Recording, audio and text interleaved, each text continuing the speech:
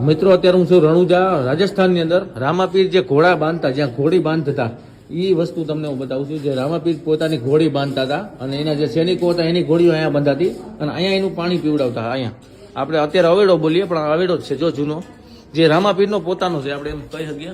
અને આની અંદર ઘોડા બાંધતા. આ ગમાણ કહેવાય અમારા ગામડાની ભાષામાં, ગમાણ, કે જ્યાં પશુઓ બાંધવાનું હોય, ગાય ભેંસનું. તો આ જો તમે ઘોડાનો પણ ઓલા મૂર્તિ મૂકેલી છે કપડાની, આવી રીતે જો ખુદ રામાપીર ઘોડી બાંધતા. અને રામાપીર જે ઝૂલામાં ઝૂલતા એ તમને હું લાઈવ બતાવું છું. વિડીયો જોજો અને શેર કરી દેજો. જે લાઈક કરશે મિત્રો એનું 24 કલાકનું સપનું છે ભાઈ પૂરું થવાનું છે ભાઈ, પછી કહેતા નહીં ભાઈ. રામાપીરનો ઘોડો એટલે કોઈ જેવો તેવો ઘોડો નતો ભાઈ, એ એટલો ઊંચો હતો જેની કલ્પના હાથ સુધી કોઈ ઇન્દ્રની અપ્સરા પણ કરી ના શકે. ઇન્દ્રલોકથી ઇન્દ્ર ભગવાન ખુદ વિચારતા હતા કે આ ઘોડો છે કોનો, પણ આ રામાપીરનો હતો, રણુજાવાળાનો. એટલે એ ઘોડાની ઊંચાઈ અને હાઈટ બોડી એટલી હતી કે મહારાણા પ્રતાપનો ચેતક ઘોડાથી પણ ડબલ. અને આ હકીકત છે મિત્રો, એનો ઘોડો એટલો ઊંચો હતો, તમે લાવી જોઈ શકો.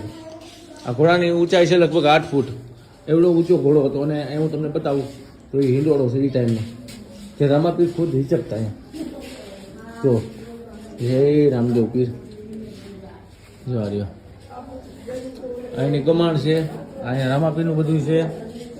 જય રામાપીર. કોમેન્ટ કરી નાખજો ને વિડીયોને શેર કરી દેજો યાર.